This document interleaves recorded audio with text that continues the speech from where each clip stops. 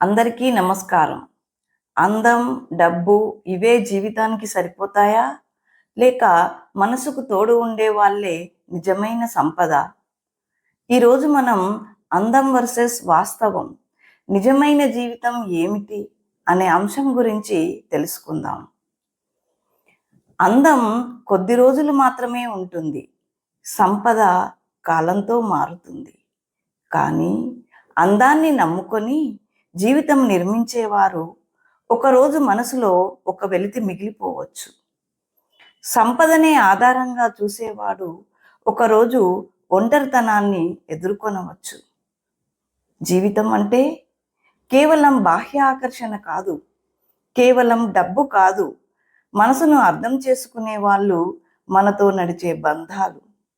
మనసుకు నచ్చిన జీవితం, అవి ఉన్నప్పుడు మాత్రమే జీవితం నిజంగా సార్థకం అవుతుంది. పురుషుడైనా స్త్రీ అయినా జీవితాన్ని నిలబెట్టేది అందం కాదు, మనసు. బాహ్య అందం, సంపద తాత్కాలికం. కానీ నిజమైన బంధాలు, మనసుకు నచ్చిన జీవితం మాత్రమే శాశ్వతం. మరి మీరేమంటారు? Thank you. ఈ అంశం కనుక మీకు నచ్చేది ఉంటే ఈ అంశం గురించి ఒక కామెంట్ పెట్టండి, సబ్స్క్రైబ్ చేయండి, లైక్ ఇవ్వండి.